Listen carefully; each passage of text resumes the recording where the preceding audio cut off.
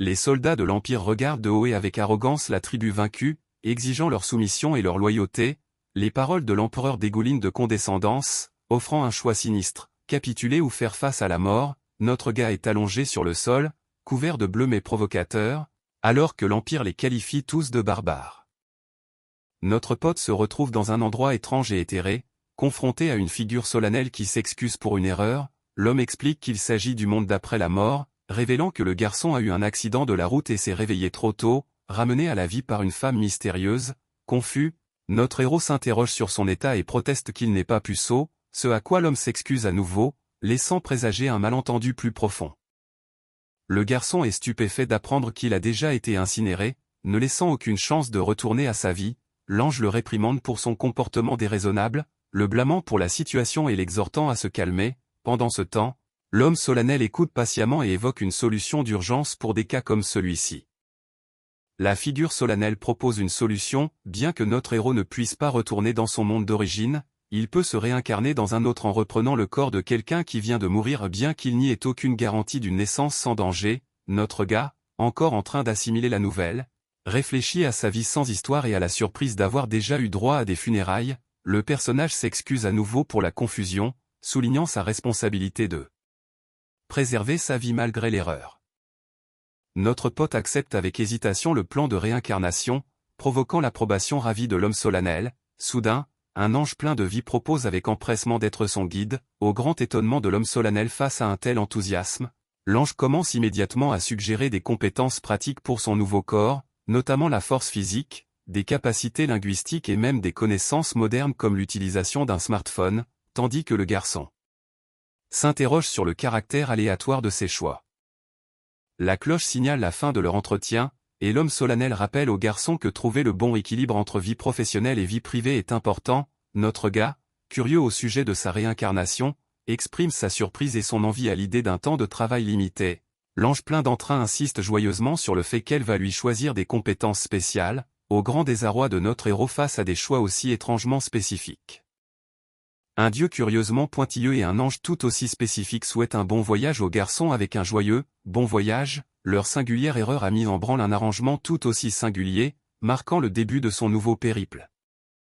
Notre pote se réveille en sursaut, sale et couvert de bandages, les yeux écarquillés par le choc alors qu'il réalise que sa seconde vie vient véritablement de commencer.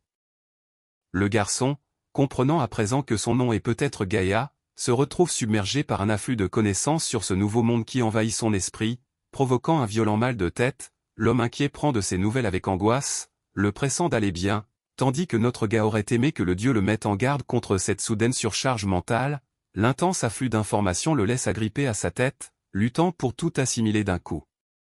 Notre pote, encore hébété, essaie d'identifier l'homme en face de lui, demandant avec hésitation s'il s'agit de elle. Oncle Athos. L'homme, submergé par le soulagement, serre le garçon dans ses bras, exprimant sa gratitude sincère pour la sécurité de Gaïa. Notre héros écoute attentivement l'homme révéler que son frère et sa sœur ont disparu, l'avertissant de la dangerosité de la situation si quelqu'un d'autre les avait abandonnés. Rongé par la culpabilité, le garçon se demande s'il est juste d'habiter le corps d'une personne aussi aimée que Gaïa, surtout si tôt après sa mort. Soucieux de son bien-être, l'homme examine doucement les blessures de notre gars, inquiet des plaies infligées par les hommes de l'Empire. Notre pote remarque que ces blessures guérissent rapidement et peine à expliquer cet étrange phénomène à son oncle. En l'assurant que tout va bien, il essaie de minimiser ses blessures. L'oncle, inquiet mais pragmatique, l'exhorte à se mettre en route, révélant l'urgence de leur situation. Athos confirme que Gaïa est sain et sauf et remercie les hommes d'avoir contacté l'empereur, tandis que les soldats expriment leur surprise face à la guérison rapide de ses blessures. Athos déclare que lui et Gaïa des Bloumont exigeront des excuses pour l'inconduite de l'Empire. Bien qu'un soldat se moque de l'idée de recevoir de quelconques excuses de la part de l'empereur, la tension persiste alors que le camp se dresse au milieu des retombées de la rébellion des Bloumont contre la tyrannie de l'Empire. Athos regarde notre gars avec ferveur, lui demandant de le laisser croire en lui, l'appelant par son nom Gaïa. Le poids de la confiance pèse lourdement dans l'air alors que le moment exige de la détermination. Gaïa s'arme d'une détermination inébranlable, jurant de répondre aux attentes de ceux qui croient en lui. Partant du plus bas avec rien à perdre, il déclare hardiment sa résolution de faire tomber l'Empire, revendiquant l'étiquette de « barbare », il choisit de la porter comme une marque d'honneur dans sa lutte pour la justice. Une femme pleine d'assurance se tient près de la fenêtre, un dossier à la main, souriant sournoisement tout en promettant que les chapitres les plus palpitants sont à venir. Son attitude posée laisse présager des secrets encore non révélés, attirant l'attention sur l'anticipation qui monte dans l'histoire. Notre gars invoque un objet mystérieux et brillant appelé « smartphone », émerveillé de le voir réellement apparaître devant lui, il le touche avec prudence, curieux de comprendre son fonctionnement, tandis qu'une voix explique qu'il s'agit de l'une des capacités d'excuse accordées par un dieu, bien que ce dieu ne semble pas très familier avec les smartphones. Notre gars apprend de la part du dieu que le smartphone est en réalité un terminal d'information de haut niveau, offrant des cartes détaillées et des données sur les plantes, les animaux et les ressources naturelles, un avantage incroyable dans un monde où les cartes précises n'existent probablement même pas. Bien que le nom lui semble ridicule, il est impressionné par cette capacité exceptionnelle. Soudain, quelqu'un interpelle Gaïa, révélant un homme nommé Oncle Athos dans la catégorie des personnes. Notre gars aperçoit l'oncle Athos qui transporte des bûches de bois et est surpris de le voir ici. L'oncle Athos lui demande de l'aide pour réparer le mur détruit par les impériaux, pendant que d'autres travaillent avec diligence à la restauration, réalisant qu'il doit se montrer prudent. Notre gars réfléchit à la façon dont il a dû apparaître aux yeux des autres, fixant le vide puisque lui seul peut voir le smartphone.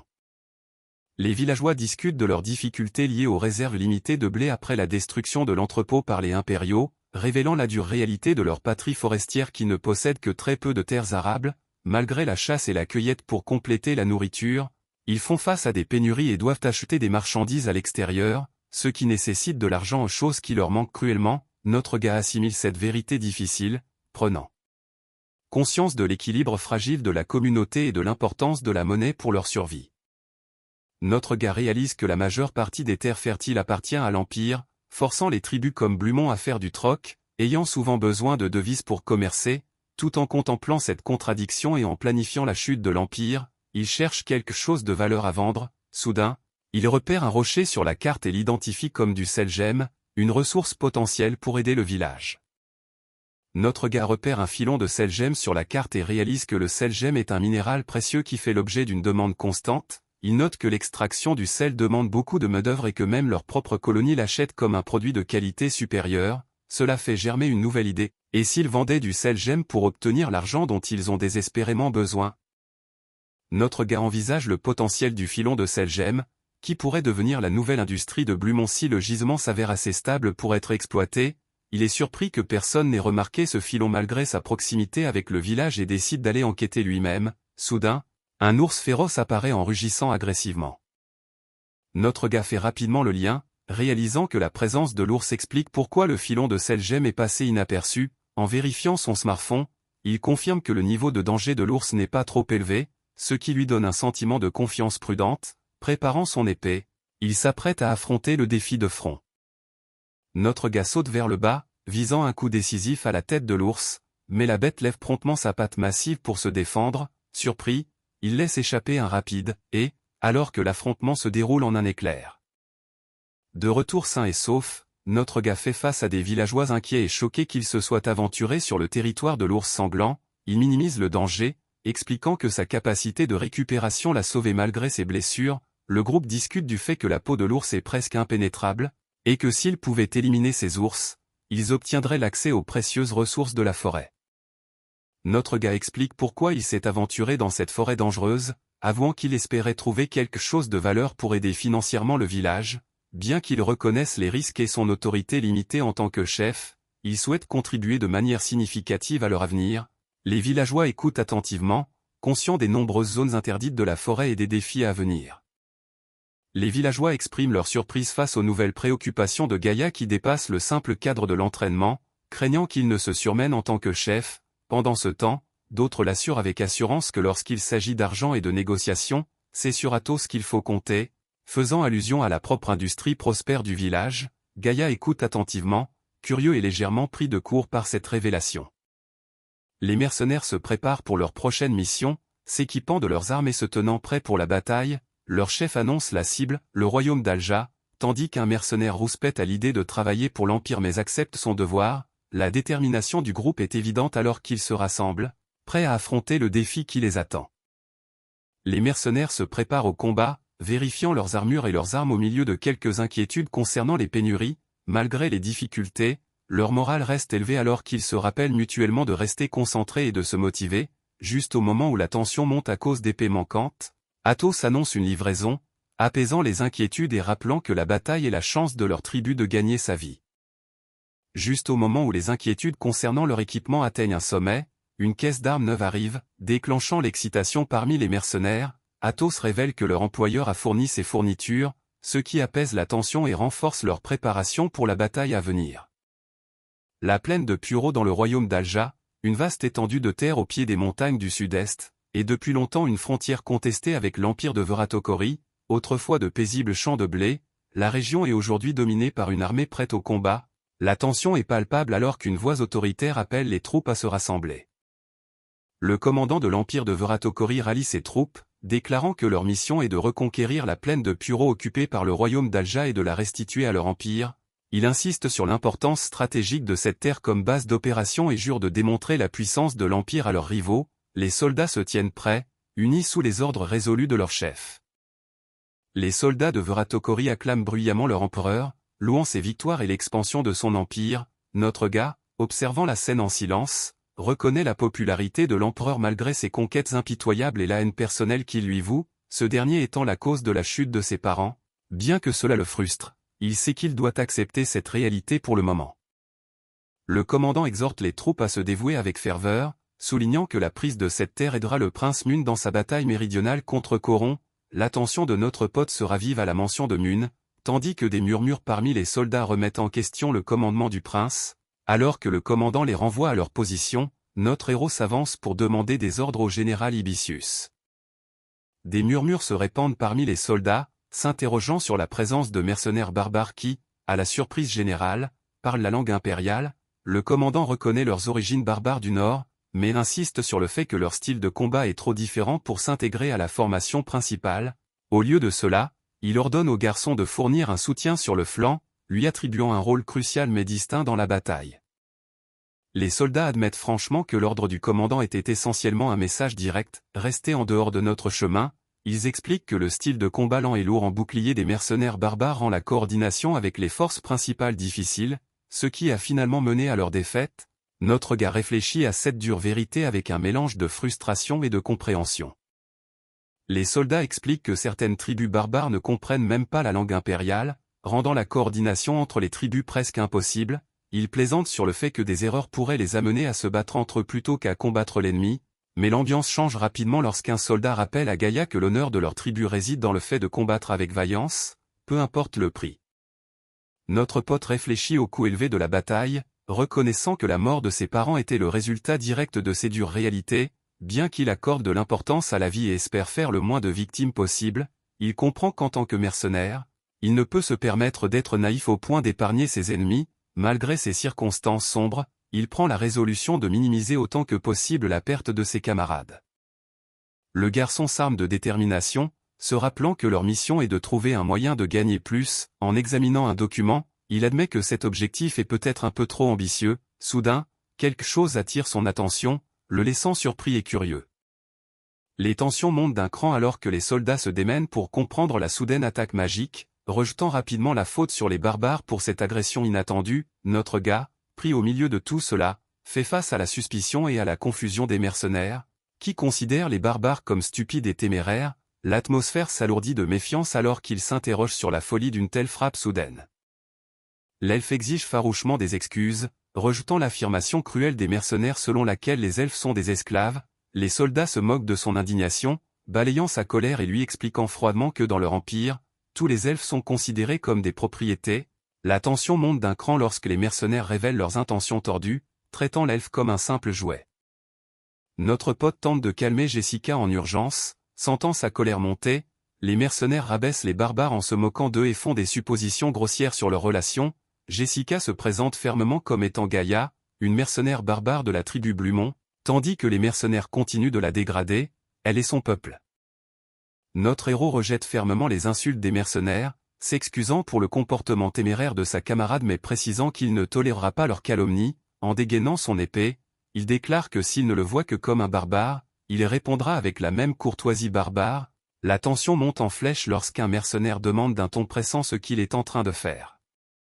Les mercenaires ordonnent à tout le monde d'arrêter de causer des ennuis et de retourner à leur poste, leur frustration étant évidente. Gaïa semble tendue et indécise alors qu'elle essaie de parler, mais avant qu'elle ne puisse le faire, une main se plaque soudainement sur sa bouche, la prenant complètement au dépourvu. Le conseil discute de leurs guerriers dévoués, prêts à se sacrifier dans la guerre.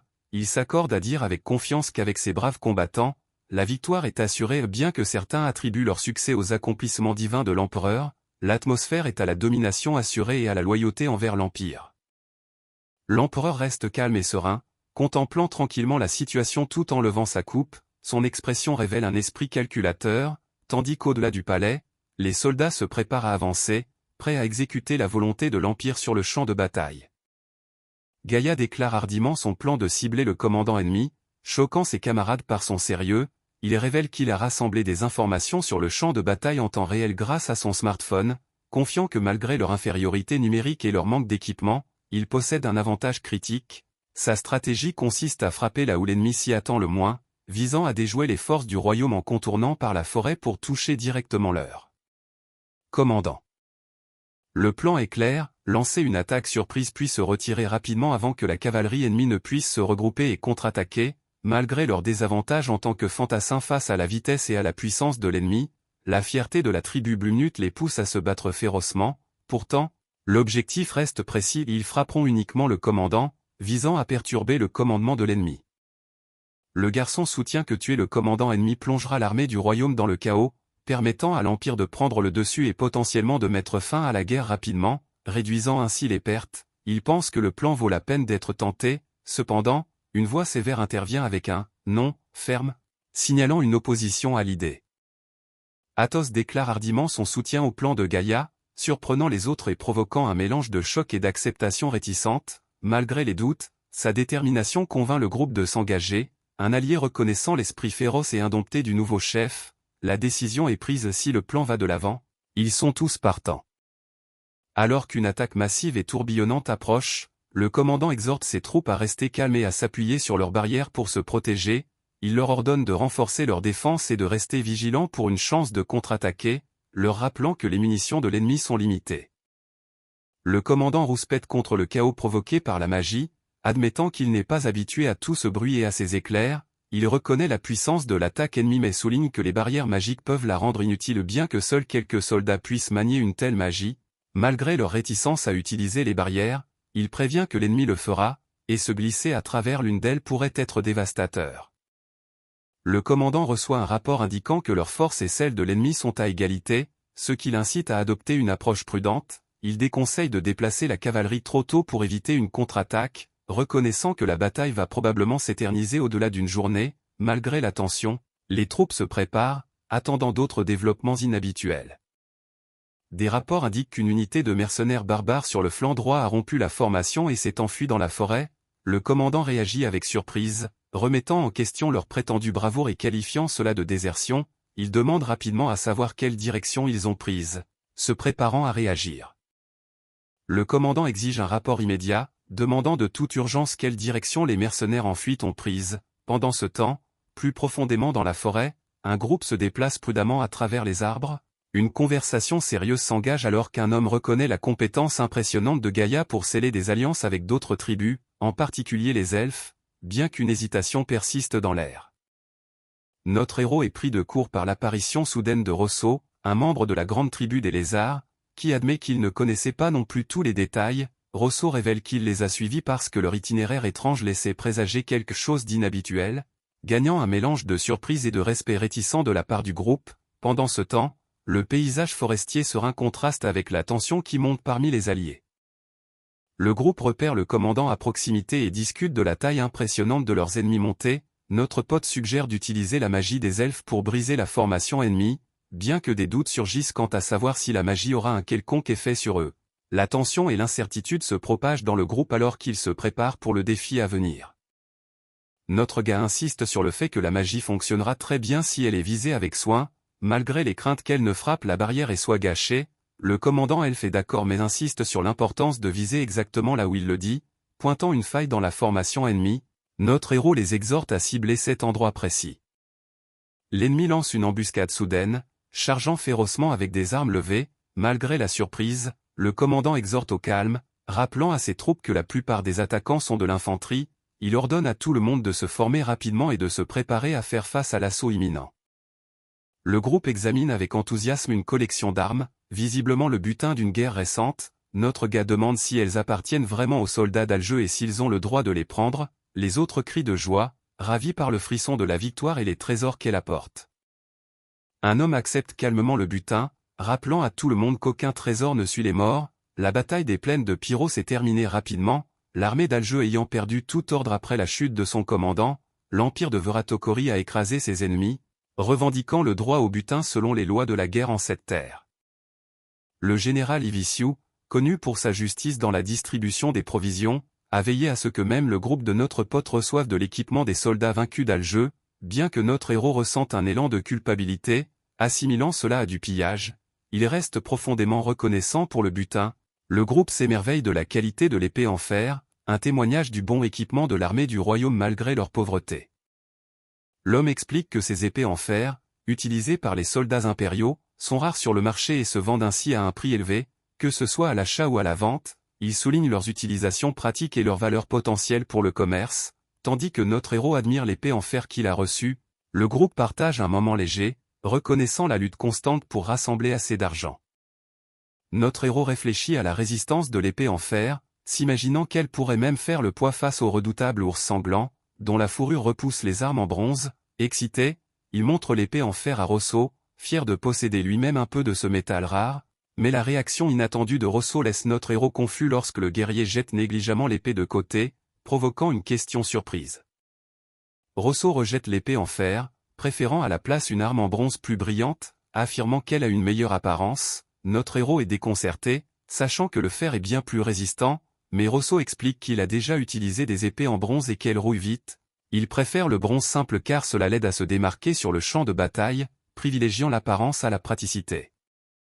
Alors qu'ils reçoivent les chevaux qui leur ont été attribués, notre héros et Rosso échangent des regards incertains, n'ayant pas l'habitude de les manipuler. Soudain, la remarque étrange de Rosso disant que les chevaux ont l'air délicieux choque notre héros, qui le prévient frénétiquement de ne pas les manger. Pendant ce temps, un autre camarade insiste auprès de Rosso pour qu'il nettoie le sang qui le recouvre avant que les choses n'empirent. Notre héros examine le tissu taché de sang sur son corps, horrifié par son aspect terrible. Il remarque à quel point il est étrange que toutes ses blessures se soient déjà refermées, en concluant qu'il doit s'agir du sang de l'ennemi. Bien qu'il comprenne pourquoi les gens s'en tiennent à ce qu'ils connaissent, il voit toujours cela comme un gâchis.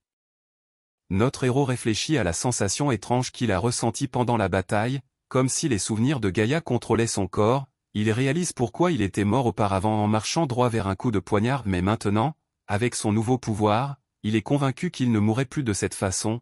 Déterminé à prouver que l'Empire a tort, il accepte ce qu'il est devenu, même si cela signifie être perçu comme un monstre. Soudain, il sent quelqu'un approcher et appelle prudemment. Notre héros aperçoit Gaïa en train de se baigner et l'appelle prudemment par son nom. Elle se retourne, surprise mais calme, et lui demande s'il est aussi venu se laver, le prévenant que l'eau est froide. Le moment semble fragile, chargé d'une tension tacite entre eux. Pris au dépourvu, notre héros se confond en excuses exagérées, insistant sur le fait que c'est pour se faire pardonner d'avoir accidentellement vu Gaïa se baigner. Gaïa, déstabilisée mais ferme, lui dit de se couvrir, insistant sur le fait que même s'il n'est pas coupable, sa maladresse est insupportable. La tension se brise dans un mélange d'embarras et de frustration alors qu'il traverse ce moment délicat et inattendu.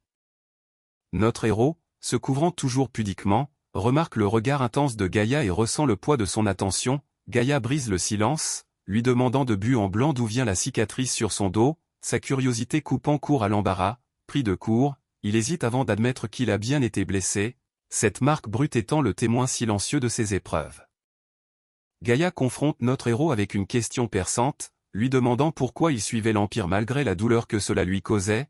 Il admet qu'il n'est pas vraiment loyal, faisant allusion à ses liens avec la tribu Brumin. Gaïa insiste davantage, lui rappelant que l'ancien couple de chefs, ses parents, a été tué par l'Empire, remettant en question la façon dont il pouvait les suivre après une telle perte. La voix de notre héros s'élève avec une conviction farouche, déclarant qu'il ne pourrait jamais accepter un tel destin. Malgré le poids de ses pertes passées, il refuse de simplement accepter l'excuse selon laquelle on n'y pouvait rien, remettant en cause l'attitude résignée des elfes qui l'entourent. La gravité de ces mots pèse lourdement alors qu'il se remémore la mort de son père, de sa mère et de ses camarades. Malgré la frustration gravée sur son visage, notre héros peine à trouver les mots justes, s'excusant doucement pour ses émotions. La tension s'apaise alors que l'autre elfe lui rappelle que l'eau est froide et lui conseille de bien se sécher, offrant un moment de calme dans la forêt paisible. De la fumée s'élève des falaises lointaines alors que l'alarme retentit, l'armée du royaume d'Alge lance une attaque ennemie. Au milieu du chaos, un commandant interroge durement ses troupes, frustré que cet ennemi soi-disant facile résiste encore malgré l'encerclement. Notre gars, Gaïa, ordonne calmement la retraite comme prévu, se préparant à répondre à cet assaut inattendu. Quelques jours plus tôt, l'atmosphère est étonnamment calme et festive sur le marché, rempli de stands de nourriture animés. Notre pote et ses compagnons observent cette scène vivante, remarquant à quel point il est étrange de profiter d'une telle normalité alors que la guerre fait rage à proximité. Le compagnon aux allures de lézard désigne joyeusement l'abondance de nourriture, ajoutant à l'ambiance légère. Notre héros note que le camp de l'armée impériale compte environ 20 000 soldats, ce qui donne aux marchands l'impression d'être à un festival. La compagne elfe craint que cela signifie seulement que la guerre s'éternise, et la compagne humaine convient que ce n'est pas une raison de se réjouir. Pendant ce temps, le compagnon aux allures de lézard déclare joyeusement qu'il est heureux tant qu'il peut manger de la bonne nourriture, au grand désespoir de l'elfe. Le compagnon aux allures de lézard se plaint de la monotonie du champ de bataille malgré la bonne nourriture, reprochant à tout le monde d'être insouciant. L'elfe remet en question le rôle de renfort, frustré par l'attente interminable des ordres. Pendant ce temps, le garçon taquine le compagnon aux allures de lézard pour son comportement impulsif, lui rappelant qu'ils sont là pour reconstituer les stocks, pas pour causer des ennuis, tandis que le lézard insiste sur le fait que traîner au marché est bien plus agréable que de rester inactif sur le champ de bataille. Jessica admet que sa véritable raison de venir n'est pas le marché, mais plutôt son devoir d'elfe de prendre des nouvelles des chefs des tribus de Blumont et des grands lézards. Le compagnon aux allures de lézard devine qu'elle voulait simplement passer du temps avec Gaïa, mais Jessica le nie fermement, leur rappelant à tous qu'ils ne sont pas là pour s'amuser. Le groupe remarque la grande diversité des marchands et des marchandises sur le marché, réalisant que la surveillance des commerçants est étonnamment laxiste. Il suppose que de nombreux marchands viennent de l'extérieur de l'Empire, voyageant à travers différents pays. Pendant ce temps, le compagnon aux allures de lézard appelle Gaïa avec enthousiasme, impatient de lui montrer quelque chose d'intéressant. Le groupe s'émerveille devant les fruits éclatants, l'elfe se demandant s'il s'agit vraiment de fruits, tandis que notre gars explique qu'il s'agit en fait de noix comestibles. Le compagnon aux allures de lézard avoue n'avoir jamais rien vu de tel, ce qui incite un marchand amical à leur proposer un échantillon et à leur souhaiter chaleureusement la bienvenue. Le marchand mentionne fièrement que les produits sont des oranges fraîches apportées rapidement des régions du sud et demande s'ils sont des commerçants du royaume d'Alge. Le marchand, Carano, se présente chaleureusement comme un commerçant du royaume d'Alge et reconnaît les origines impériales de notre pote. Il explique que pour les marchands comme lui, les frontières n'ont pas d'importance, ils vivent là où ils peuvent commercer. Rassurant, il ajoute qu'ils possèdent les permis commerciaux impériaux nécessaires, il n'y a donc pas de quoi s'inquiéter.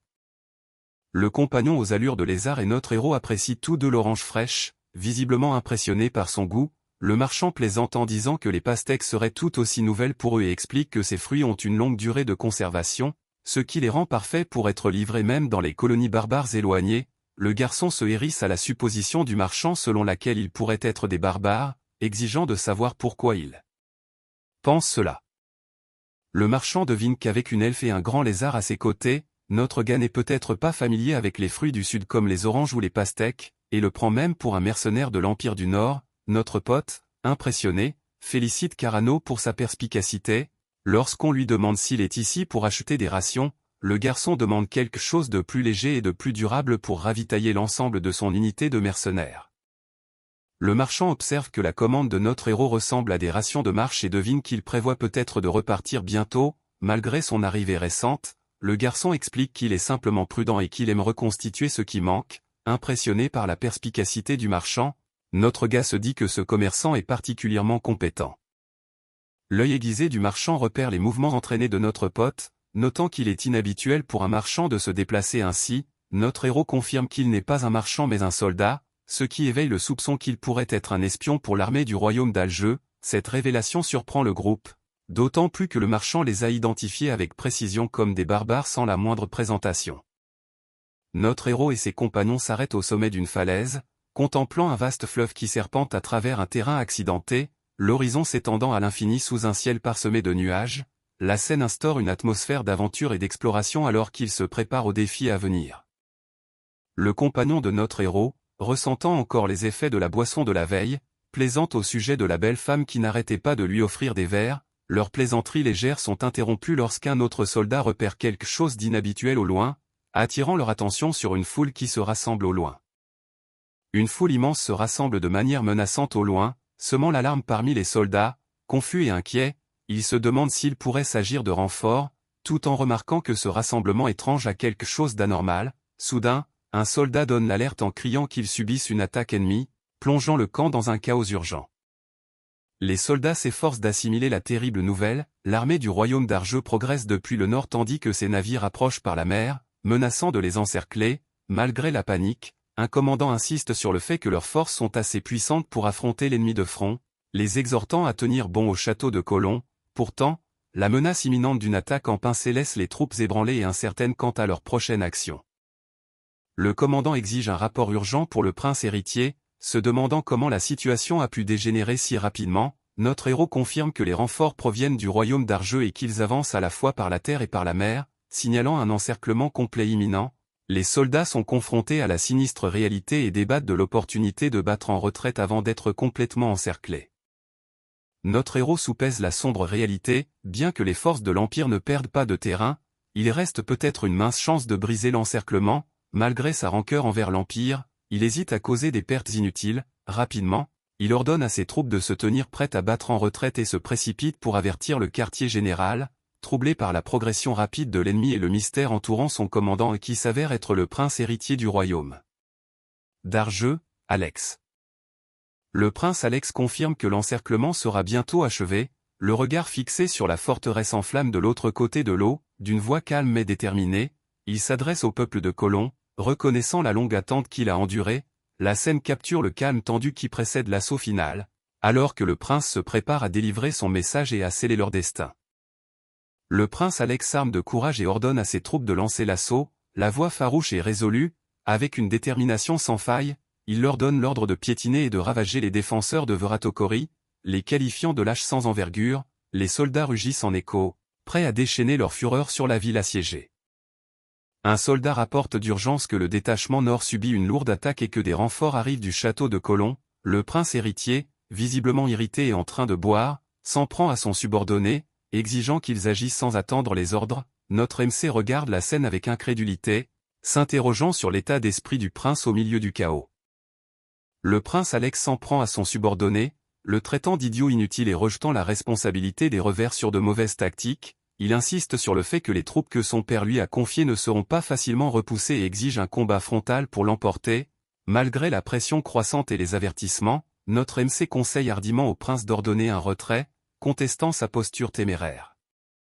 Le prince Alex tourne en dérision la suggestion de retraite, la qualifiant de décision pathétique et se moquant ouvertement de cette idée. Notre MC prévient que les mouvements rapides de l'ennemi pourraient rendre difficile un éventuel retrait. Mais Alex écarte l'éventualité que les troupes d'Arjeux puissent être plus nombreuses que les leurs. Un subordonné admet nerveusement avoir entendu dire que le prince héritier ennemi est un général brillant, bien qu'il doute de sa présence ici. Notre MC révèle la choquante vérité, le commandant ennemi n'est autre que le prince héritier Alex lui-même. Les soldats réagissent avec incrédulité, reconnaissant le nom et la réputation légendaire du lion d'argent Alex. La tension sur le champ de bataille s'intensifie à mesure que la présence de ce célèbre guerrier devient indéniable.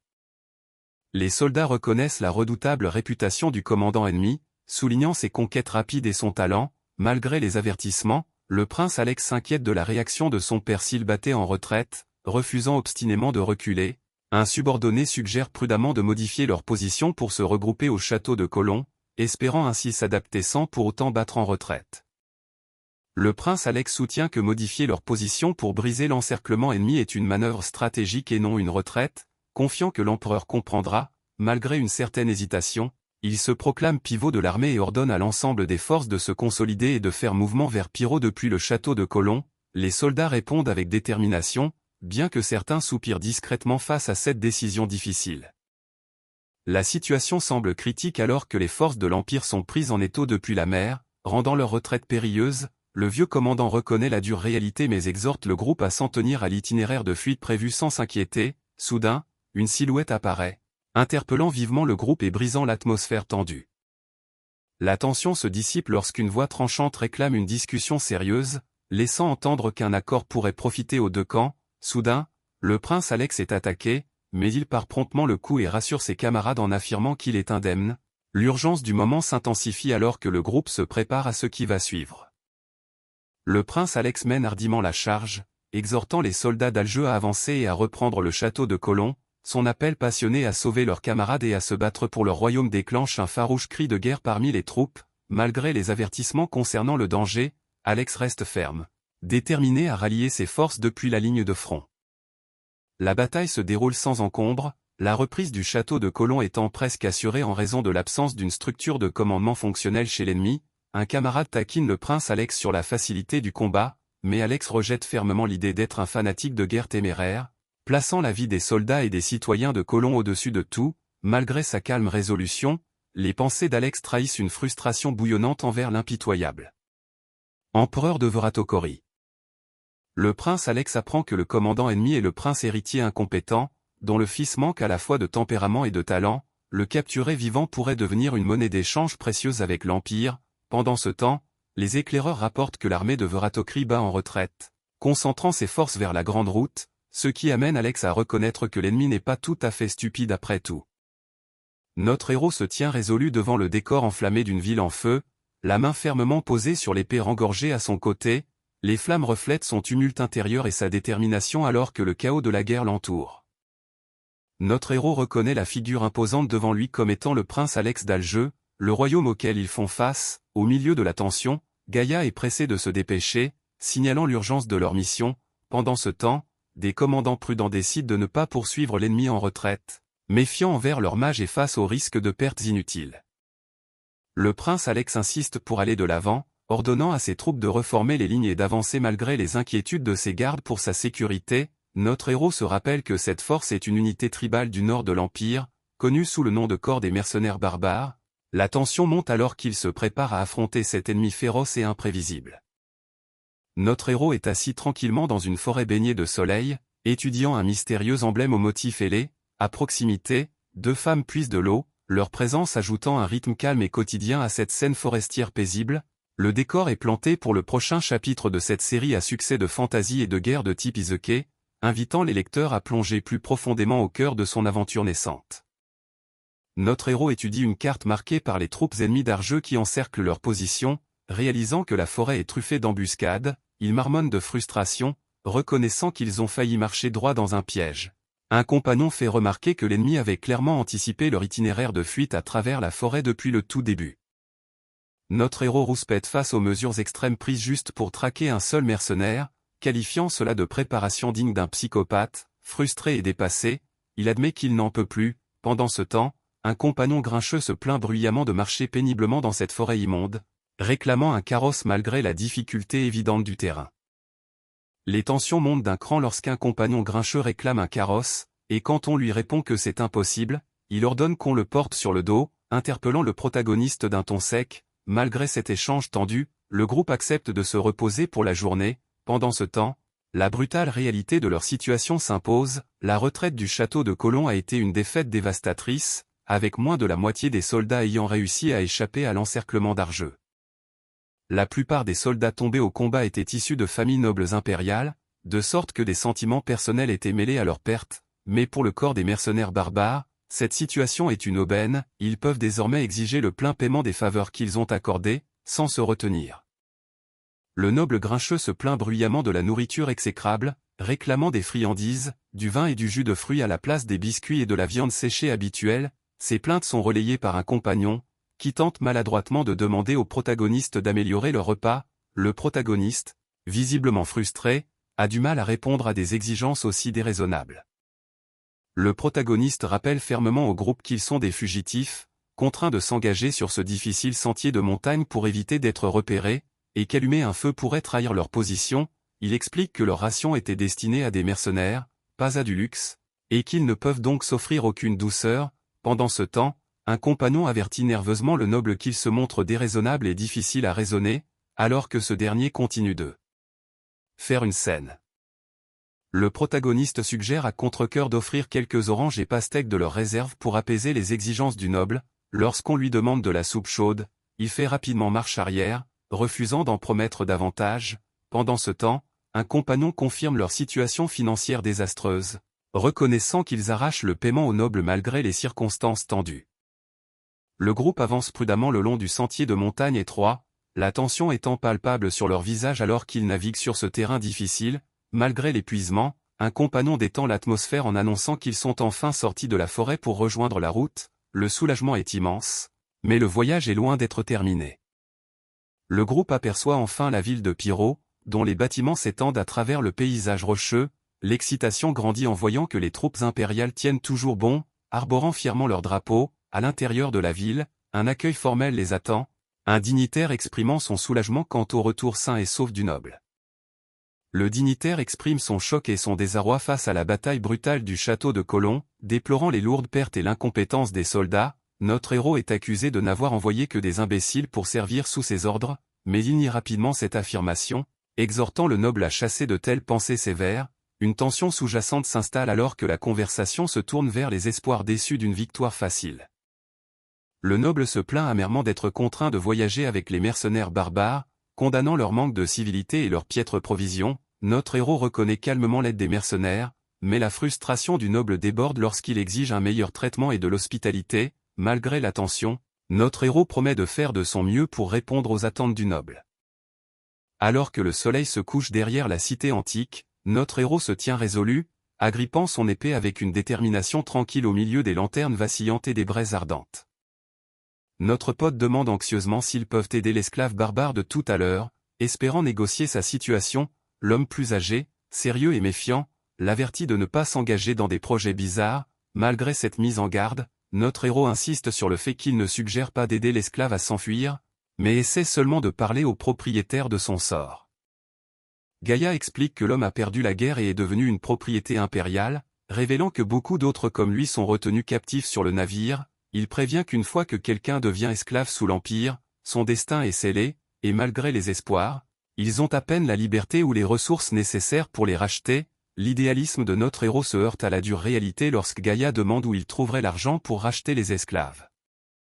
L'homme plus âgé dit fermement à Gaïa qu'il n'y a pas d'autre moyen, insistant sur son rôle de chef et sur la dure réalité qu'ils doivent accepter. L'incrédulité de notre héros est évidente lorsqu'il demande ce que « pas d'autre moyen » pourrait bien signifier. La scène se déplace vers la mer infinie, symbolisant le chemin incertain et intimidant qui les attend.